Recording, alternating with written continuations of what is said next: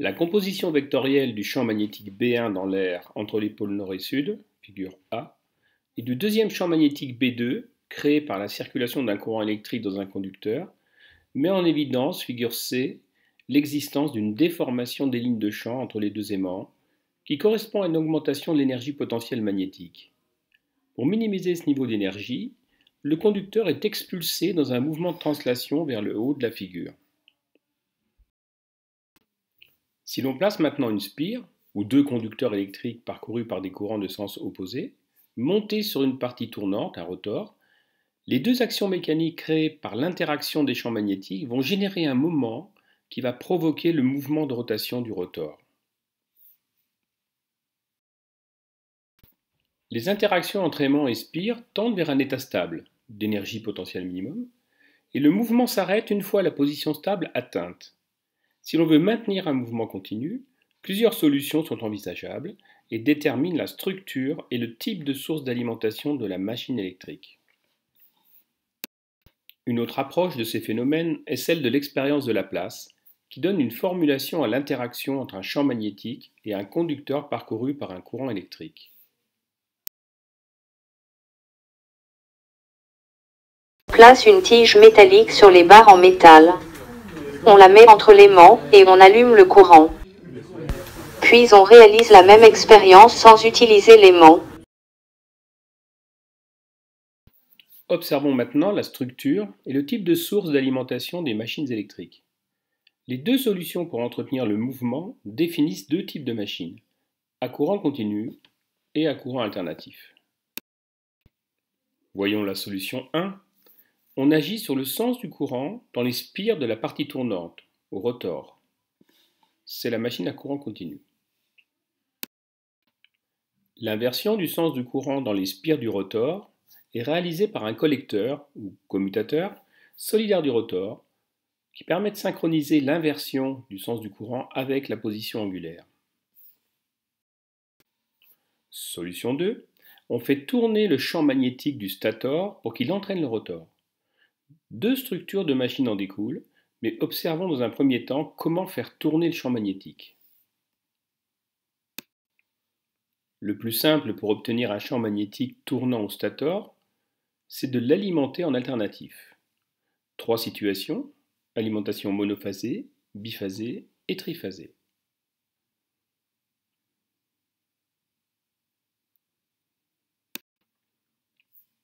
L'alimentation monophasée d'un enroulement est la source de deux champs magnétiques tournant en sens inverse. Ils s'annulent. Donc, pas de possibilité d'entraînement d'un rotor. Une solution existe en ajoutant une bague de déphasage, c'est une spire en court-circuit. La spire va favoriser un des deux champs magnétiques tournants, par exemple sur la photo, le rotor va tourner dans le sens horaire. Le rendement est très défavorable. Cette solution est réservée aux petits électroménagers et à l'outillage non professionnel. Pour contourner la limitation de la machine monophasée, on ajoute un deuxième enroulement au circuit magnétique que l'on déphase grâce à un condensateur et on continue à l'alimenter en monophasé. Solution limitée aux faibles puissances de l'ordre du kilowatt.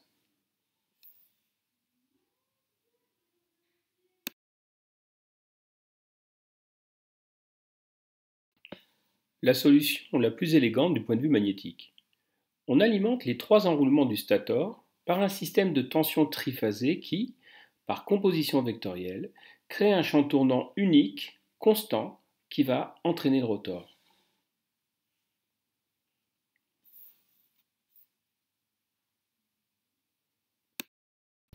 Intéressons-nous maintenant à la structure de la partie tournante, le rotor. C'est la nature du champ magnétique rotor qui va déterminer le type de machine alternative. Si le champ magnétique est fixe, on alimente en courant continu ou on place des aimants au rotor, c'est une machine synchrone. Si le champ magnétique est variable, à faible fréquence, c'est une machine asynchrone, la plus répandue car la solution la plus économique. La forme extérieure de ces machines est une bonne indication de leur structure. Les machines synchrones sont à rotor froid et leur forme parallélépipédique. La machine asynchrone possède un rotor chaud, plus de 120 degrés, à cause de la circulation de courants de court-circuit dans le rotor, source de la création du champ magnétique à basse fréquence. Des ailettes de refroidissement sont nécessaires et sont placées tout autour de la machine. Revenons sur leur principe. Dans une machine synchrone, on place des aimants au rotor ou des bobines alimentées en courant continu pour générer un champ fixe. Le rotor tourne alors à la vitesse du champ stator. On parle de vitesse de synchronisme. Dans une machine asynchrone, le champ magnétique rotorique variable mais à faible fréquence, quelques hertz, est généré par la circulation de courant, loi de Faraday, dans un ensemble de conducteurs en court-circuit au rotor.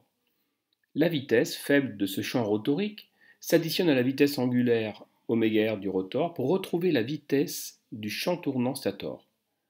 Par construction de cette machine, le rotor ne peut pas tourner à la vitesse de synchronisme ωs du champ tournant stator, car sinon les conducteurs au rotor ne seraient pas soumis à un champ magnétique variable et la loi de Faraday ne pourrait pas s'appliquer.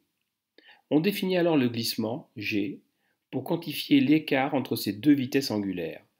G égale ωs moins ωr divisé par ωs.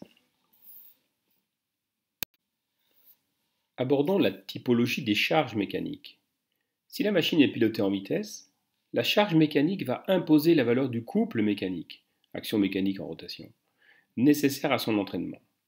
Si la machine est pilotée en couple, la charge va imposer la vitesse de l'ensemble. Une bonne connaissance des lois couple-vitesse des charges est donc importante dans la commande des machines électriques. Prenons l'exemple de la traction, ferroviaire ou automobile.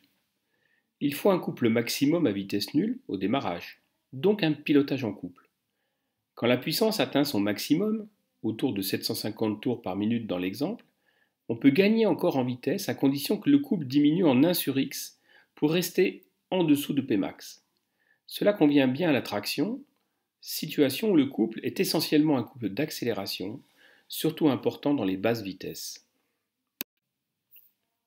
4 grandes familles de charges mécaniques, à couple constant, à puissance constante, et on observe aussi des lois proportionnelles. Les charges de levage ont ceci de particulier que le signe et la valeur du couple de la charge ne changent pas, que la charge monte ou descende.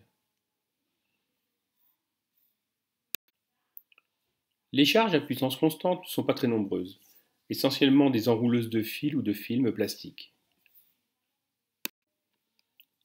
Les charges à couple proportionnelles à la vitesse se trouvent dans les domaines d'entraînement des pompes et des mélangeurs.